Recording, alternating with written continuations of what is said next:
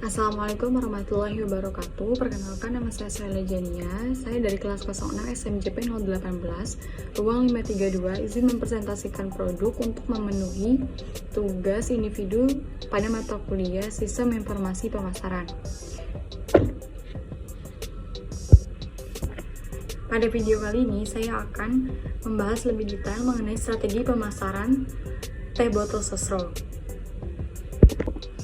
Sebelum membahas lebih dalam mengenai strategi pemasaran dari merek yang satu ini, mari kita berkenalan dengan teh botol sosro. Kita akan membahas terlebih dahulu mengenai sejarah awal berdirinya brand satu ini. Di sini merupakan salah satu contoh produk dari teh botol sosro dengan varian original dengan berat bersih 350 ml. Berikut sejarah dan perkembangan teh botol sosro. Teh botol sosro merupakan teh beraroma khas Melati yang pertama kali dijual pada tahun 1940 dalam kemasan teh siap saji dan dipasarkan untuk daerah sekitar Jawa Tengah saja. Dan pada tahun 1969 teh botol sosro dijual dalam kemasan botol dan diproduksi oleh PT Sinar Sosro. Nah, yang harus kalian tahu, teh botol sosro merupakan merek teh pertama di Indonesia dan dunia yang memasarkan produk tehnya dalam kemasan botol. Pada tahun-tahun selanjutnya hingga sekarang, teh botol sosro mengalami perkembangan yang cukup signifikan dan positif dalam meraih hati masyarakat Indonesia bahkan dunia. Brand yang satu ini sudah merancang target pemasaran dan strategi pemasarannya sejak awal perkembangan merek mereka. Pada awal perkembangannya, teh botol sosro sudah mengidentifikasi target mereka seperti orang-orang yang menyukai teh dengan khas aroma melati dan rasa yang masih terjaga keasliannya.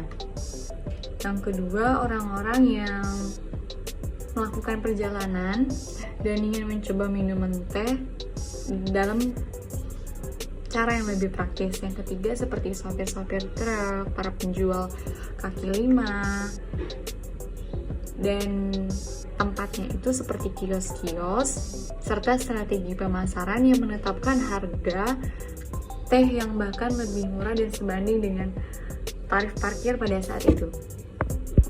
Strategi brand atau merek dari teh botol sosro yang pertama adalah mereka melakukan positioning produk dengan mengedukasi masyarakat bahwa jangan merasa aneh dalam meminum teh dalam kemasan botol dan dingin, karena pada saat itu masyarakat masih terbiasa mengkonsumsi teh dalam keadaan hangat. Ternyata positioning yang dilakukan oleh merek teh botol sosro membuahkan hasil yang lebih baik.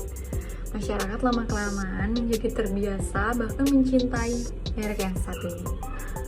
Bisa dilihat dari brand awareness yang dimiliki oleh teh botol sosro sudah dapat dikatakan dalam tingkatan top of mind. Kalian pasti gak asing dong dengan slogan yang satu ini.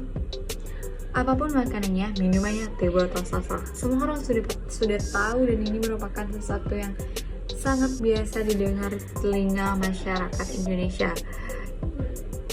Walaupun dengan merek apapun, orang-orang akan menyebut, "Mas, pesen teh botol sosro dong." Brand extension diarahkan untuk meningkatkan pertumbuhan sebuah usaha apapun jenis produk yang akan dikeluarkan.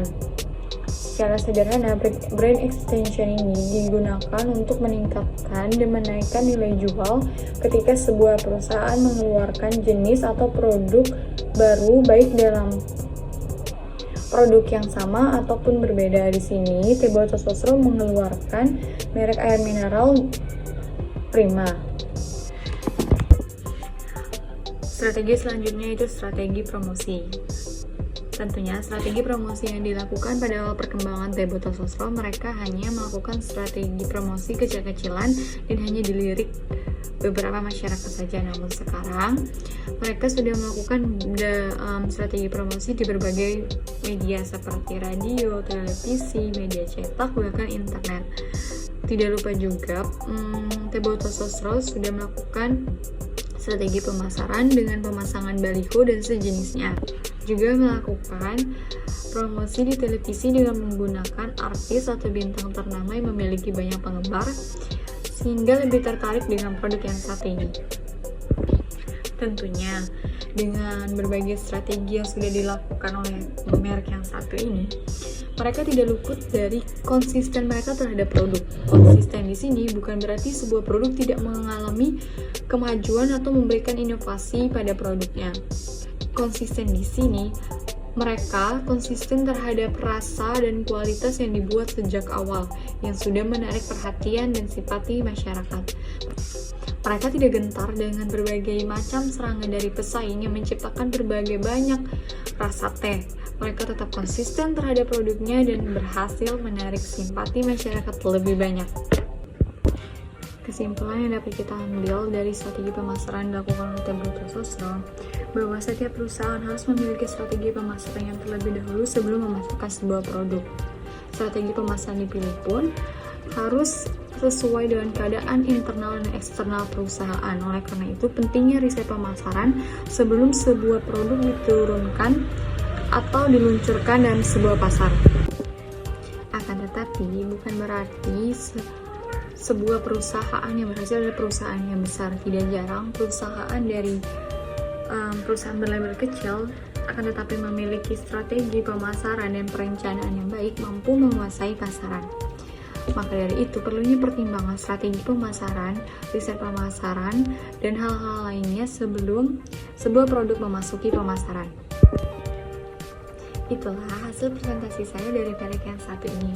Mohon maaf jika ada kesalahan kata maupun kekurangan dalam presentasi ini. Saya akhiri. Wassalamualaikum warahmatullahi wabarakatuh.